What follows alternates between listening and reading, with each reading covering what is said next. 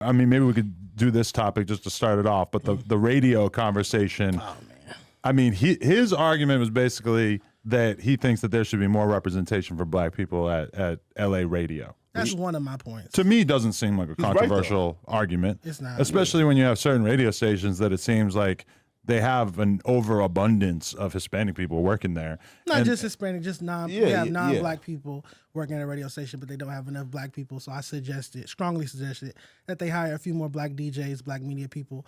You know, we don't just rap and play basketball. We also can be media people and entrepreneurs and executives and advertising and things like that. Journalists, we do those things as well. I thought it was a pretty reasonable point. It was kind of funny to watch those guys try to argue with you about it. Yeah, especially them. Coming from them, it was crazy. T-Rail and AD, but that's why I'm happy that we're able to sit down finally, boss to boss. Ooh. You get what I'm saying? Oh, come on, man. That's how you're taking it. That's how you're taking it. They're bosses too, though. Yes, absolutely. But it's nice to sit down with the boss here. Like I've been to No Jumper 3-4 times, as you said. It's finally nice to sit down with the boss and be able to talk about hip hop and radio stations and politics. It's a different mindset when you're the boss of a platform. Right, yeah. And I mean, let's be real, like when you're talking about a big corporation like that, there's a more obvious impetus put upon them to have a diverse staff, or at least a staff that is representative of the artists that they're playing and the demographic that is listening to the music. Now, if I chose to just have an all-white staff here at No Jumper, I mean, it sounds like a crazy idea to me, but it would be, I guess, within my realm of possibility because it'd be your right to do so. I run a small independent, YouTube channel. Whereas when we're talking about radio stations, I do believe that they have more of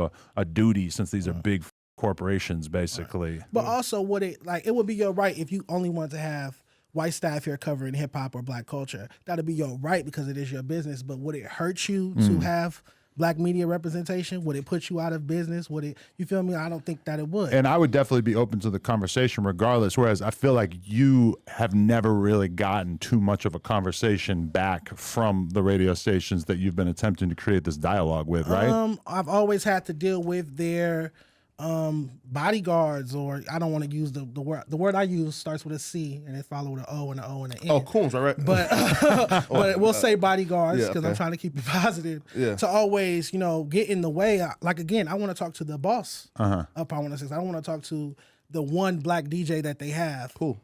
I don't want to speak on specifics, but you get what I'm saying. Yeah. I don't hate anybody. I love all God's creatures, but I want to talk to the boss. I want to have intellectual conversations with the CEOs of these companies and the program directors, not just the one black DJ or the one black media person that they do have up there. Yeah. Right. And what color is their program director?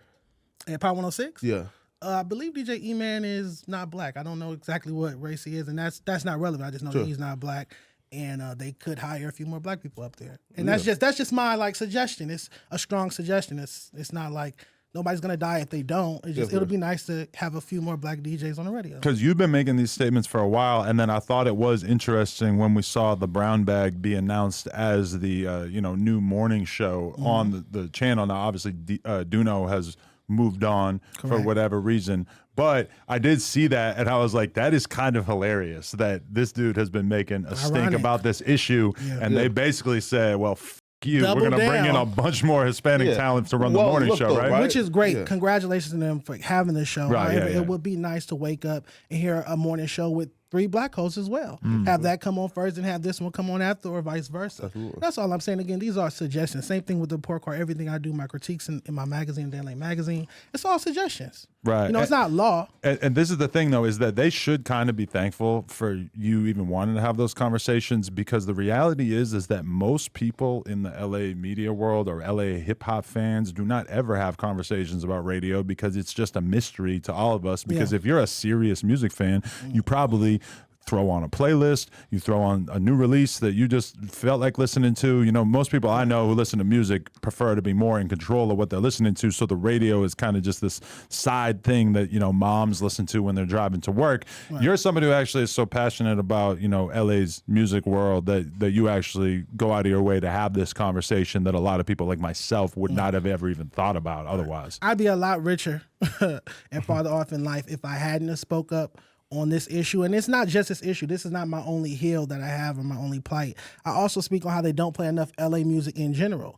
People kind of overshadow that and always get to the race thing with me for whatever reason. But I'm saying play LA rappers music on LA radio so that DJs in other markets want to play LA rap music, so that they have a track record on BDS spins. Like, oh, they're playing him 5-6 times a day in LA. I could play him in Arizona. I could play him in Houston. I could play him in Chicago, Detroit, XYZ, predicated on that. Do they not really take any interest from your perspective in underground LA stuff? Because I feel like you could go to New York or you could go to Atlanta and you're going to hear somebody on the radio in New York who maybe they still are like a pretty well-known artist, but they're still kind of pushing their artists, right? Absolutely. It's like LA rap has the cooties almost. It's like nobody really wants to touch it like that. Nobody really wants to dive into it, and that's my job. That's, you know, my niche, I guess, to handle something that everybody else abandoned. What gives you that drive and passion about LA music specifically? Because when I hear you talk about it, it makes me realize how not particularly invested I am in the success of LA music, because the reality is I can listen to music from a whole lot of different cities and states and I appreciate it all the same. Right. And so it made me think, like, who are the LA artists that I've been listening to in the last year or two? And it is a relatively small list. Yeah, I saw that clip of you and Bootleg Cab having that conversation last week, and it sparked my interest. Before I even heard you say my name, I was like, tuned in because it was a great conversation. I feel so passionate about LA rap because it's old a lot. You see the whole country or whole world making gangster rap music, right? Absolutely. And this is where it started. Absolutely. So it's like the whole world is doing our shit. You're not going to move me off my block. So just because you start copying me, hypothetically, if you started copying me, I wouldn't stop making report cards. I wouldn't stop doing what I'm doing if you were copying me. You got it. You can do the report card.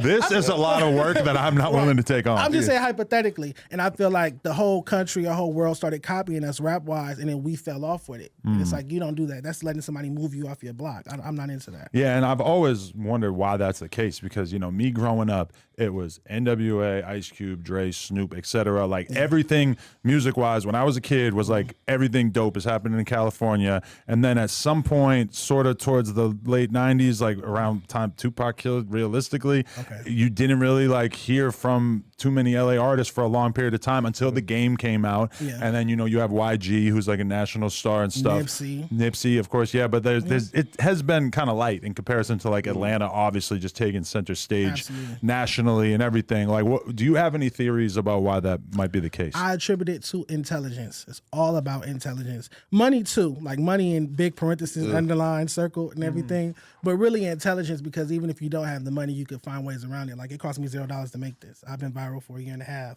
on something that cost me $0 to make. You get what I'm saying? So that's just me being intelligent. So I feel like a lot of people in LA, managers, producers, aka beat makers, A&Rs, a lot of the people that work in the LA rap scene or work with the LA rap scene don't use their brain. They're not intelligent individuals to me. I don't see like effort. I don't see rollouts.